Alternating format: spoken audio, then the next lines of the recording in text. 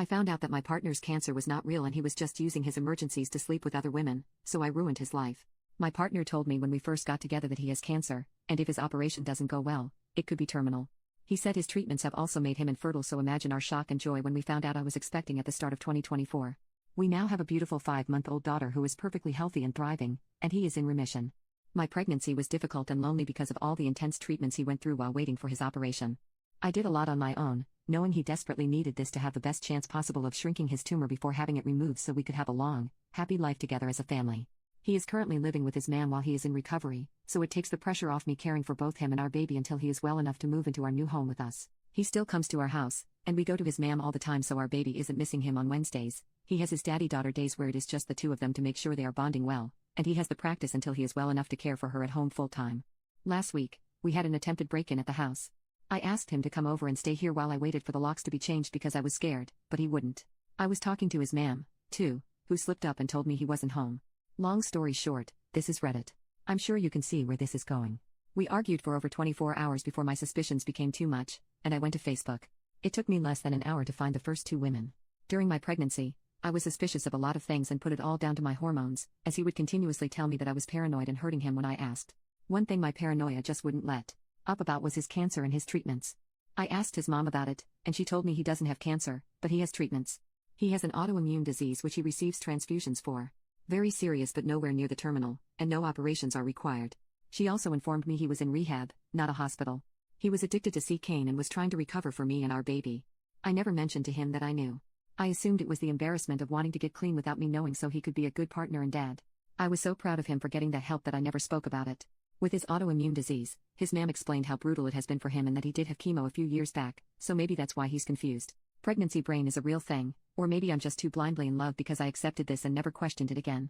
After discovering the first two women, I sent my partner a message telling him to let his girlfriend know I was asking after her and not to bother coming home anymore. I've had the locks changed since the break, so he can't get in. He panicked and started begging me to answer the phone and let him come see me so he could explain everything. I began to see everything through clear eyes for the first time and realized how long he had been gaslighting me. I told him no. Realizing he couldn't get through to me and now aware I was trying to contact his girlfriend, he panicked and went to her instead. During that time, I found a photo she had shared of the two of them and shared it with my profile with the caption, "Can someone please ask this woman to contact me?" She instantly blocked me, but her sister contacted me instead. The family had never trusted him and knew something was wrong. This affair is severe enough to have met the family. She says he has told her not to speak to me as I'm a deranged stalker he slept with once years ago and have been hunting him down. Trying to convince people my baby is his.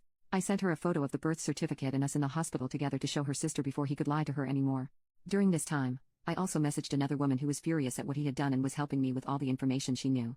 She tells me he broke her heart by cheating on her without even knowing he was cheating on me, too. So far, I have the current timeline. Is chemo in March? A 19-year-old. Rehab in April to July? A woman of an appropriate age this time but also cheating on her. August. Now, his 20-year-old girlfriend. I then found out his emergency cancer medication that he had to leave for in the middle of labor was the fact my two failed epidurals, screaming in agony, begging the doctors to help because I thought I was dying. In contrast, the emergency team rushed in to place extra monitors on our baby in distress. It was just a huge turn-on for him, so he needed to sleep with a 20-year-old before making it back just in time to kiss me before I went into emergency surgery. This was Sunday. It is now Saturday the following week.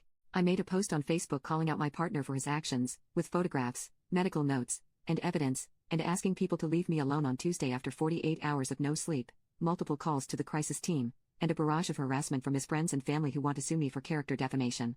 If this were a regular affair, I'd lick my wounds and move on, but I have now learned I have been leaving my daughter alone with a substance addict who is claiming he doesn't know his daughter or me to others but demanding custody rights to me. Tens of women have now come forward who have also dated him during our relationship with no idea of me or each other. This is upsetting, but what upsets me the most is that I notice a very worrying pattern. He has told every single one of these women that he has cancer and can't get them pregnant. I said my labor and delivery was difficult. I was induced due to an infection I had. My GP had told me I had an STI, and although I understood and took the treatment and was induced, my madly in love pregnancy brain never accepted it as an STI until I went back this week and checked my hospital discharge notes, and it was there in big, bold letters. Sensitive, partner STI. He has been telling women that he has cancer and can't get them pregnant, so they don't need protection, which led to an STI that almost killed his daughter and me in labor, and he wasn't even there to be with us because he was sleeping with a young girl who also believes he has cancer. I decided to let everyone know that he does not have cancer by using a screenshot of his mom's messages. All the women he has slept with to make sure they take pregnancy and STI tests, all his friends who he has been guilting for years over his condition, and also social services and the police for intimate endangerment. Me and my daughter now have safeguarding in place for us from a local organization for women leaving abusive relationships, so I feel very safe to reveal the truth about him and make sure all of his partners are safe and informed, seeing as he couldn't uphold his legal obligation of declaring an STI.